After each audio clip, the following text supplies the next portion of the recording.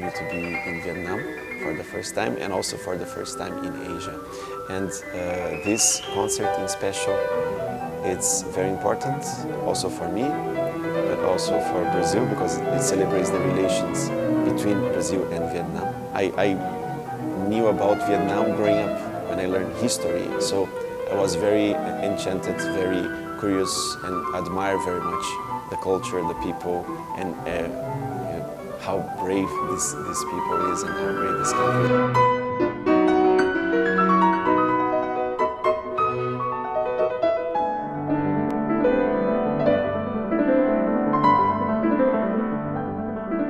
I rarely stay more than 10 days in the same place, and to make music, to concentrate and have a routine is very challenging. So I'm a little jet lagged, but because I see so many new and beautiful things, I feel very alive.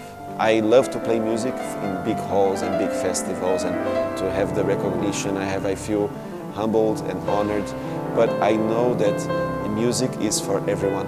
And so we need to always take a look and see if actually the message is arriving where it needs to be, because the hearts of people are hungry for that.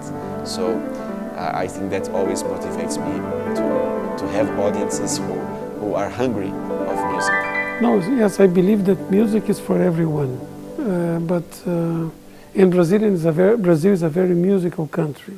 But classical music, or music in general, but classical music in particular, requires training, technique, and that's not for everybody, because you need time, you need resources to go to good schools, to have good tutors, so it's not for everyone. But I think a project like the one he does in Brazil, the Piano Sofia, where he tries to engage people, families, in the practice of music, in the enjoyment of music, and does that at people's houses.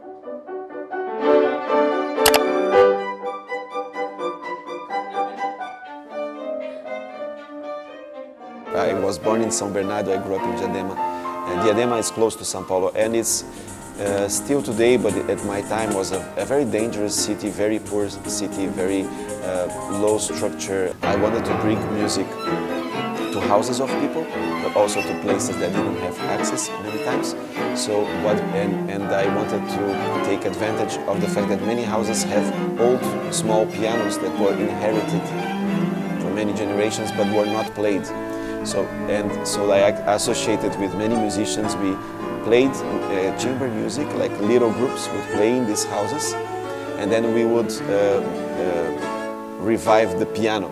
And in the places who didn't have a piano, we would bring a piano to the place and then make an event. So it was also something very special to do that. For me, it's the biggest motivation.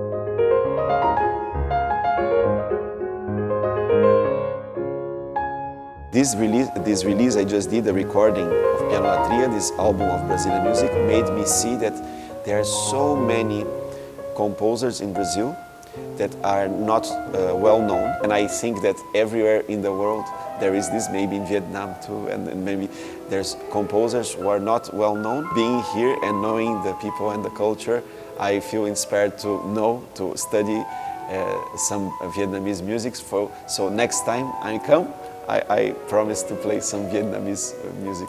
I think that Vietnam has also a sensibility for music, and that has to be developed. But the Vietnamese are also very disciplined, so they learn very well the technique.